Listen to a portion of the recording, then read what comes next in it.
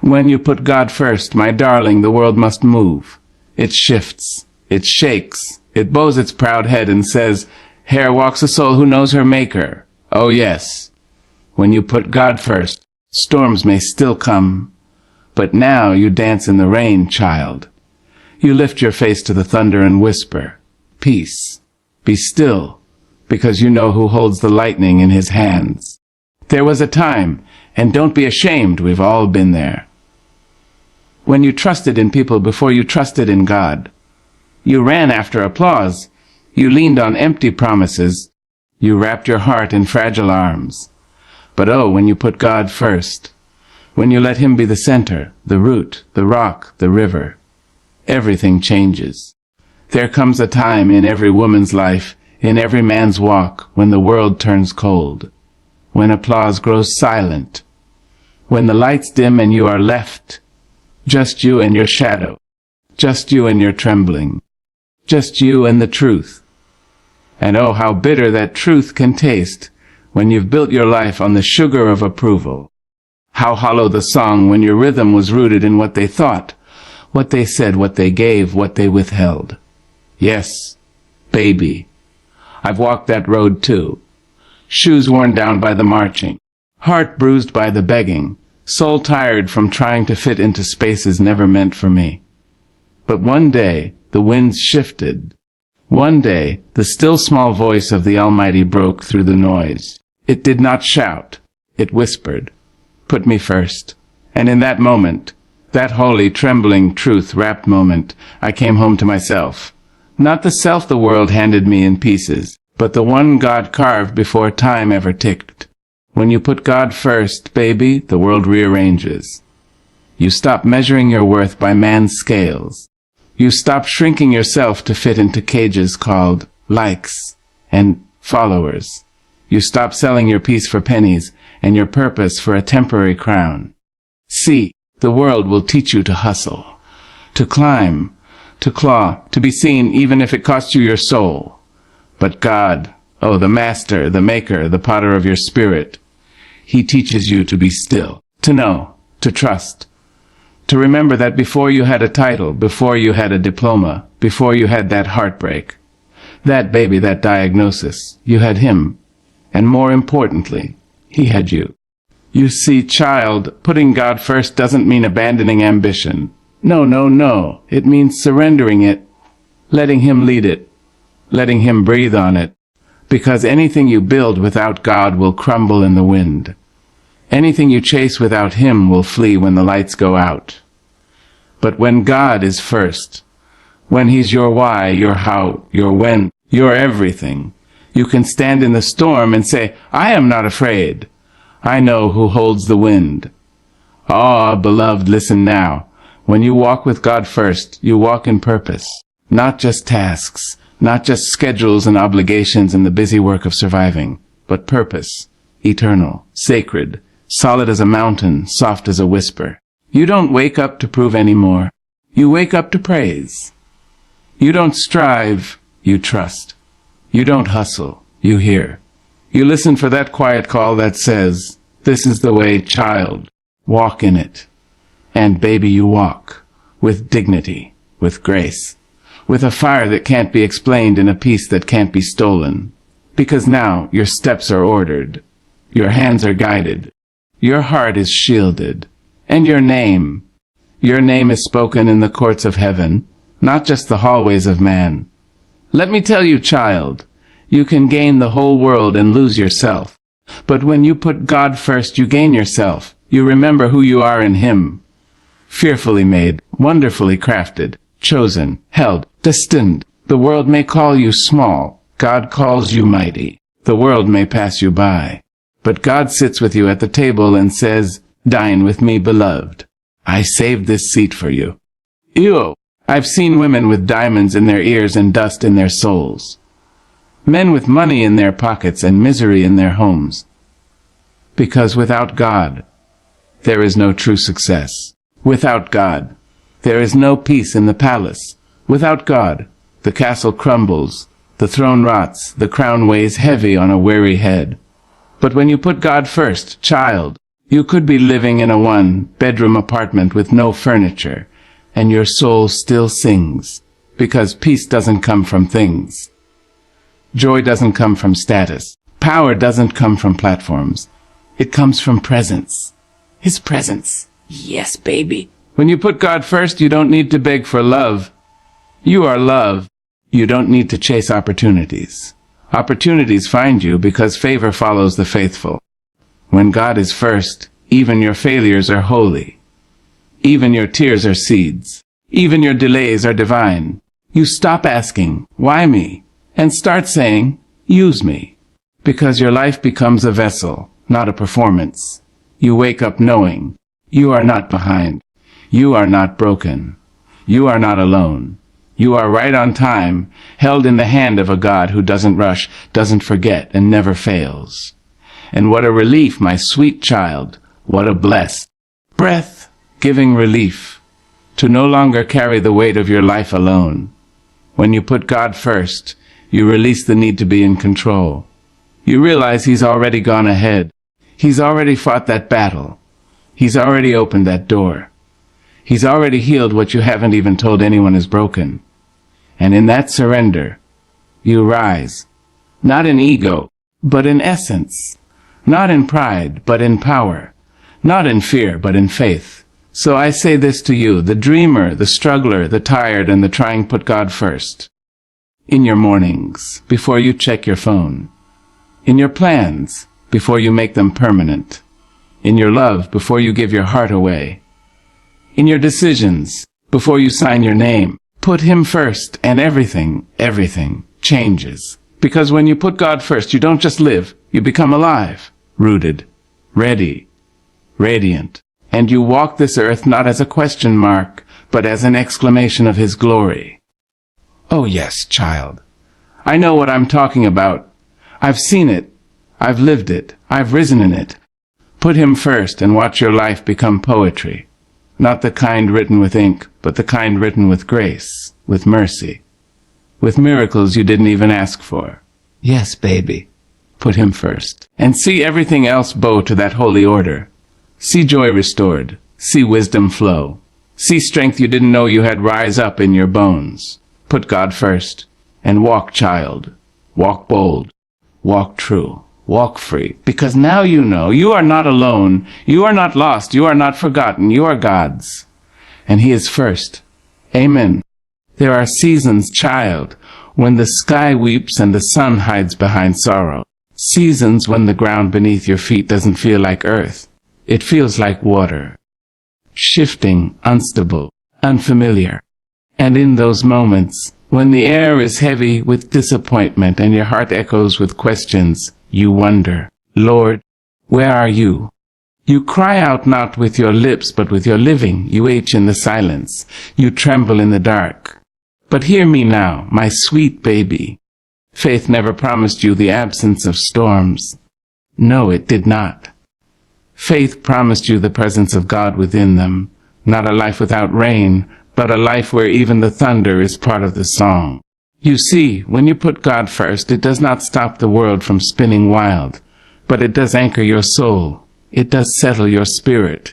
It does whisper, be still. I am with you. Storms will come. That's a truth older than time. There will be days when your hands tremble too much to lift in prayer. Nights when your pillow is soaked with the kind of tears only heaven understands. Moments when people walk away and doors slam shut, not quietly, but with a force that leaves your spirit bruised. But, child, when God is first, when you have made Him your refuge, not your last resort, something unexplainable happens. You stand. You don't shatter like you used to. You don't lose yourself in the noise of despair. You remember who's in the boat with you, and you say, peace, be still. Not because you're strong, but because you know the one who is. Storms used to make you run. Run to people. Run to distractions. Run to the world with its glitter and its promises made of sand. But not anymore. Now, when the clouds gather, you kneel. You breathe. You remember.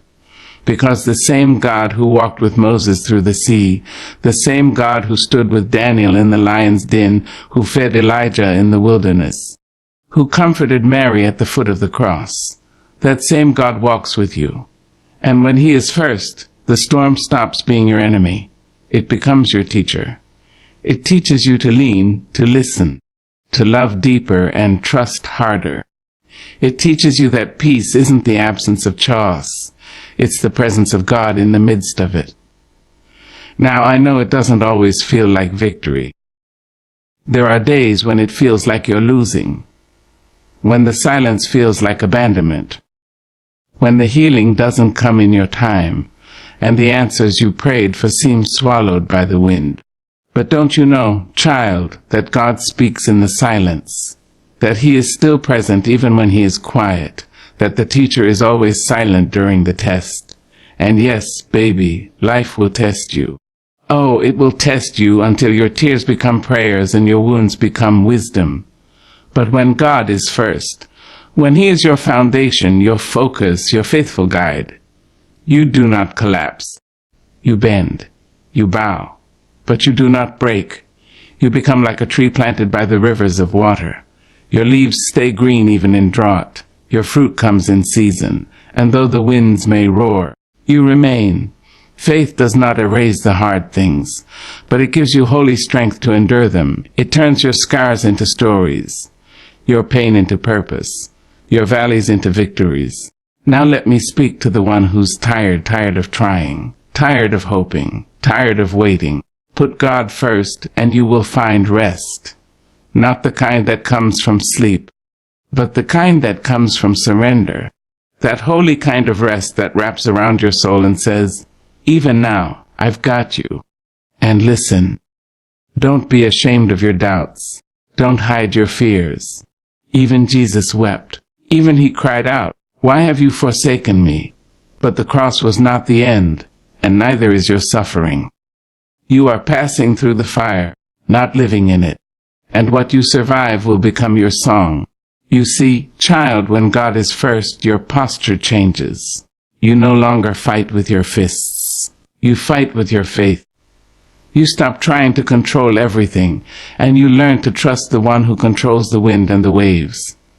When people betray you, he holds you. When plans fall apart, he rewrites the story. When you lose what you thought you needed, he reveals what you really do. When God is first, you don't just pray for the storm to stop. You pray for eyes to see him in it. You ask not, God, why me? But God, where are you in this? And you will find him right there in the weeping, in the waiting, in the wandering. He is a God who steps into the fire. He is not watching from a distance. He is Emmanuel, God with us, God with you. And oh, how sweet is his presence when you've tasted the bitterness of this world. How mighty is his hand when you've held on to things that crumbled. How healing is his whisper when the world has shouted lies in your ear. Child, listen. You're not drowning, you're deepening. You're not being buried, you're not being planted. And when the time is right, you'll rise. Not as the same you who walked into the storm, but as the you God saw from the beginning, refined, renewed, resilient. So, don't curse the storm. Bless the God who walks you through it. Don't wish the pain away. Ask what it's teaching you. Don't run. Root yourself in the truth. That no matter how dark the sky, you are never alone. Because when you put God first, your strength is no longer your own. Your peace is no longer circumstantial. Your joy is no longer borrowed. It's birthed in faith. And you walk, yes, even in the storm. You walk like someone who knows she is carried. You walk like someone who knows he is still good God, still able. You walk with your head high, not because life is easy, but because you know who you belong to. Storms may come, they may rage, but when God is first, you don't just survive, you testify. So walk on, baby. Walk on in the rain. Walk on through the wind. Walk on past the thunder. Because when you walk with God first, you never walk alone. Amen. There is something that happens when a soul dares to believe. Not in chance, not in luck, not in the winds of this world, but in the providence of God. Oh, child, when you put God first, you do more than walk. You soar. You do more than survive. You thrive. You do more than dream. You become the dream. Because when your faith rests in the hands of the one who formed you, doors open that no man can shut. You see, when you place God at the helm of your life, you're not just hoping for opportunity. You're expecting divine timing. There's a rhythm to the sacred. There's a pattern to his plan. And while the world may operate by hustle, God's kingdom moves by alignment. So many are running, child, running with no direction, building towers without foundations, sowing seeds in dry places. But when God is first, when you bow before you build, when you seek before you speak, when you listen before you leap, you step into a flow that no earthly force can dam up. Because favor, my darling, isn't earned. It's aligned. It's not bought. It's believed. It's what happens when your yes meets God's will, when your little is placed in the hands of his abundance. And let me tell you, he opens doors. He opens them when you least expect. He opens them after man said no. He opens them in silence, behind the scenes, in stillness. And sometimes, yes, baby, sometimes he opens them through what felt like a loss. Because our God, oh, our great and glorious God, can even make closed doors part of his holy design. Have you ever had a door shut so hard it broke your heart? Ever been turned away, rejected, left behind? And you cried, didn't you? You thought it was the end. But look at you now. Look at where he brought you. What felt like a no was his yes in disguise. What felt like an ending was the prelude to something better. Because when you put God first, you stop asking for just any door. You ask for the right door. And child, the right door might not look fancy. It might not be gold-plated or lined with roses. It might not be the one everyone else is trying to squeeze through. But it will be the one designed with your name on it. Measured for your shoulders, fitted for your feet, blessed for your becoming. And when you step through it, my Lord, when you step through it, you'll understand why all the others had to stay closed. You see, we live in a world that tells us to force it, to chase it, to make it happen at any cost. But God's way is different. God's way is divine. His doors don't need manipulation. They need obedience. They need humility. They need trust. Because he doesn't just open doors to bless you. He opens doors to prepare you to be a blessing. Some doors he keeps shut because the room beyond them isn't ready for you yet. Or maybe, just maybe, you're not ready for the room. And that's mercy, baby. That's love in waiting. That's the grace of God protecting you from what you can't yet carry. But when the time is right, when the soil is fertile, when your soul is steady and your hands are clean, the door swings open, not by your strength but by his Spirit. And child, let me tell you, there's nothing like a door God opens. No man can block it. No devil can deny it. No circumstance can delay it. It's yours, handed down from heaven, wrapped in glory, sealed with promise. You walk through not as a beggar, but as a daughter, not as a victim, but as a vessel. Not as a wanderer, but as one who has been guided by a faithful hand.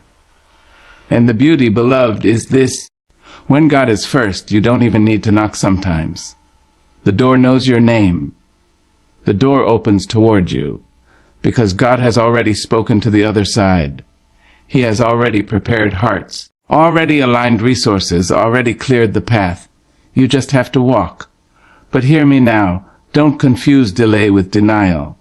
Sometimes God closes a door to open you, to break pride, to grow patience, to deepen your roots before he lifts your branches. And baby, don't you dare be afraid of closed doors.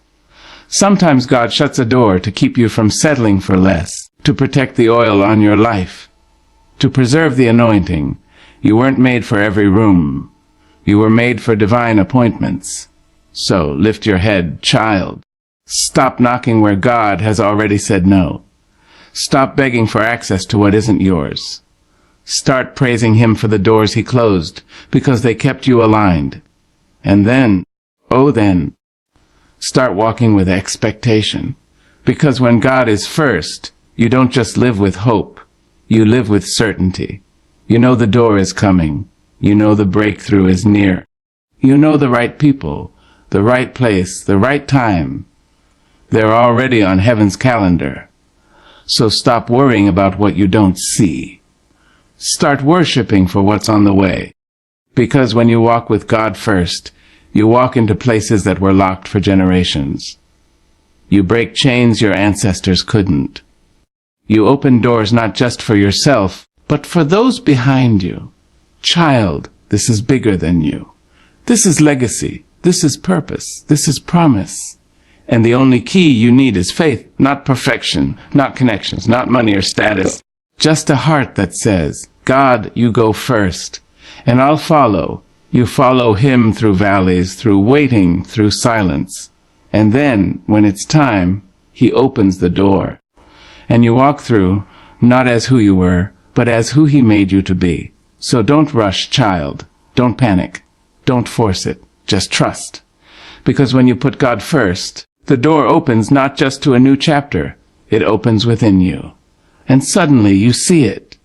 The purpose, the path, the promise. All waiting on the other side of your obedience. Amen. There is a quiet power that settles over a soul when God is placed first. Not a loud, boastful, or forceful kind of power, but a sacred confidence, a knowing that runs deeper than fear, stronger than the whispers of doubt. It is the strength of peace, the power of inner assurance, the calm that rises not because the storm has ceased, but because you have ceased to be moved by it.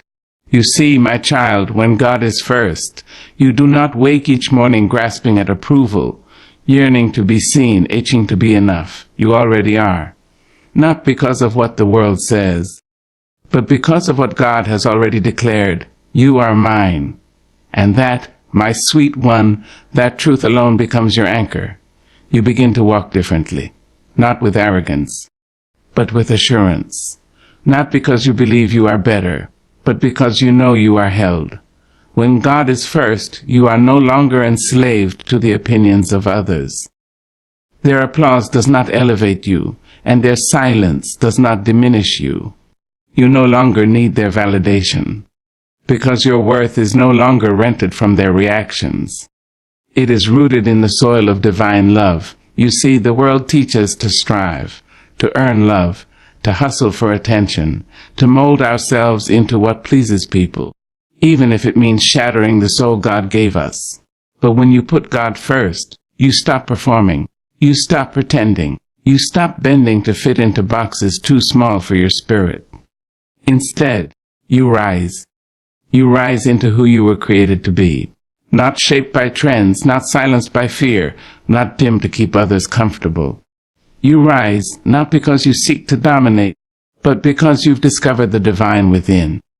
And oh, child, that's the most beautiful kind of confidence. Not loud, not proud, but sure. Sure that your voice matters, even when it trembles. Sure that your presence has purpose, even in rooms where you are overlooked.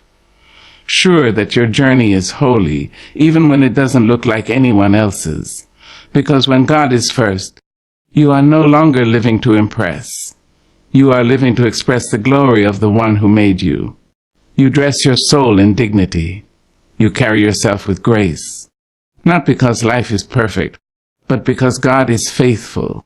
There will be days when insecurity creeps in, when old lies come knocking, reminding you of your mistakes, your flaws, your fears. But you, child, you won't answer the door. You'll remember who walks with you. And that remembrance, that sacred awareness, will cloak you in peace. The peace of knowing you don't have to fight for a seat at a table when God is preparing a feast in your honor. The peace of knowing that your name is already known in heaven, that your steps are ordered, your prayers are heard, and your life is wrapped in grace. Now hear me. Confidence in God does not mean life won't bruise you. Oh, you will be bruised.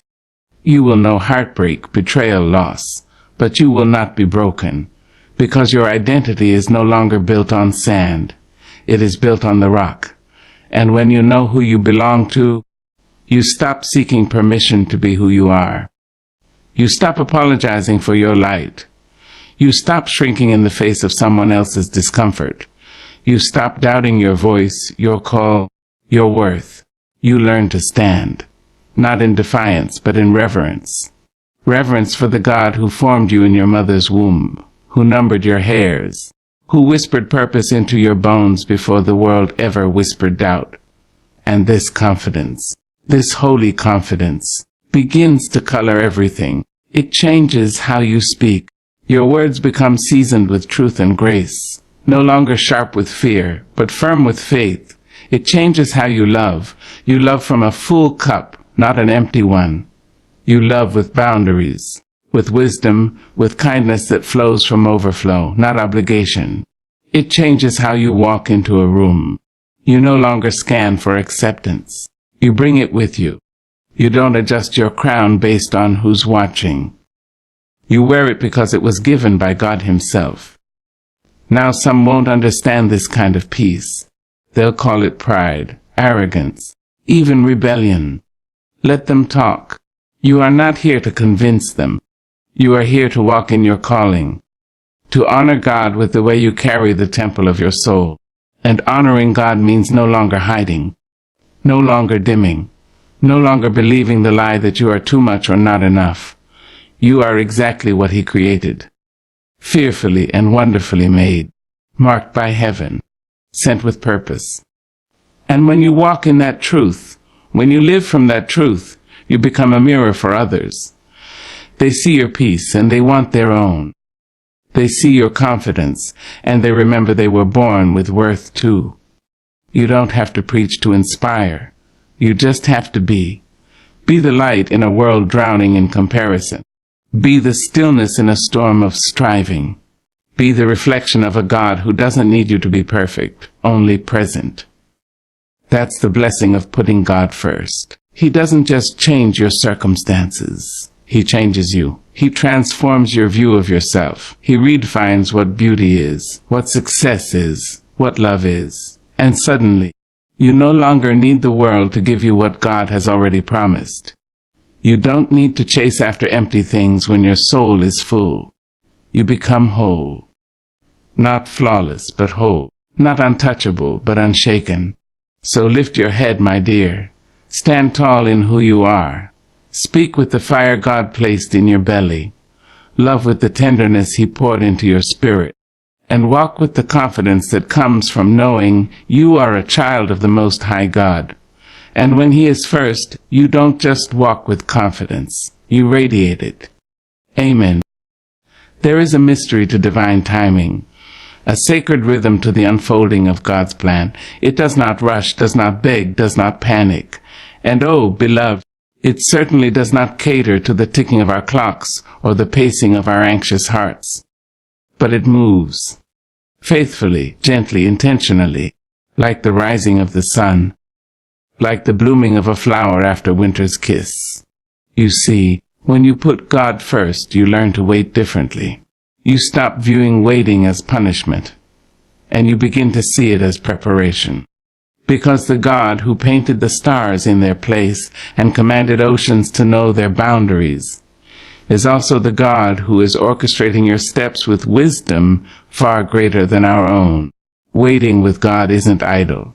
It's active surrender. It's the kind of stillness that strengthens. It is not a barren season. It is a becoming season. A season when roots grow deeper, character sharpens, and clarity rises like the morning mist. Oh, child, we don't always like to wait. We want the blessing now. We want the door open today. We want the promise fulfilled yesterday. But God, in His eternal wisdom, does not rush what is divine. He is not swayed by our impatience, nor is He pressured by our culture of speed. He is a master potter. He forms, He shapes, He refines. And sometimes that refinement comes in the waiting. When you put God first, you stop clinging to your own schedule and start leaning into His sovereignty. You begin to trust that delay is not denial, that detours are not disasters, that are not yet. From heaven is still holy. You stop comparing your journey to others. You stop measuring your progress by someone else's pace, because you know, deep in your spirit, that your story is being written by the author of time, and he makes no mistakes. You start to realize that sometimes God holds back the blessing because the blessing would break you if it came too soon. Sometimes he withholds so that he can withstand you, so he can strengthen your back, soften your heart, cleanse your motives. Because a premature blessing can be a curse in disguise. A door opened before your character is ready can crush more than it carries, and so he waits with you, not distant, not silent, not cruel, but near, present, patient, teaching you to breathe through the silence, teaching you to find joy in the meantime, teaching you that faith isn't just believing for the promise. It's trusting in the process. When you put God first, you start to see waiting as an invitation, not a punishment. An invitation to grow, to trust, to become the kind of person who can carry the weight of answered prayer. Oh, yes, baby answered prayers are weighty. They require stewardship. They require strength. And God, in His mercy, makes sure you're ready. So don't despise the wait. Don't curse the silence. Don't rush the unfolding. There's gold being refined in you. There's oil being pressed out of your obedience. Think of the oak tree.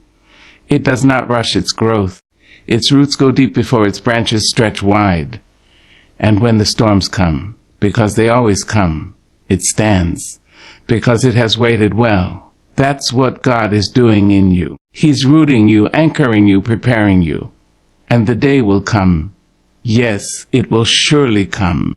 When the winds will shift, the sky will break open, and everything you've waited for will arrive on wings of purpose. But when it comes, you won't be frantic. You won't be surprised. You'll be ready, because waiting with God prepares you like nothing else. It polishes your discernment. It softens your heart. It sharpens your wisdom. It teaches you to listen, to hear the whisper behind the whirlwind, to recognize God's hand in every detail, even when it doesn't look like what you imagined. And child, hear me clearly. Just because it's delayed doesn't mean it's dead. Just because it's quiet doesn't mean God isn't working. Some of His greatest miracles begin in silence. Some of His most profound blessings are birthed in stillness. Look at the womb. A place of darkness, a place of waiting, a place where life is formed unseen. That's what God does in your waiting. He forms, He shapes. He creates life where you thought there was only delay. But you must remain faithful. You must resist the temptation to make things happen on your own. You must resist the lure of shortcuts and counterfeit blessings. Because a blessing built on your own strength will need your strength to sustain it. But a blessing built by God, oh baby, His grace will carry it. So plant your feet, open your heart, let go of your timeline and hold tight to His faithfulness. Say to your soul,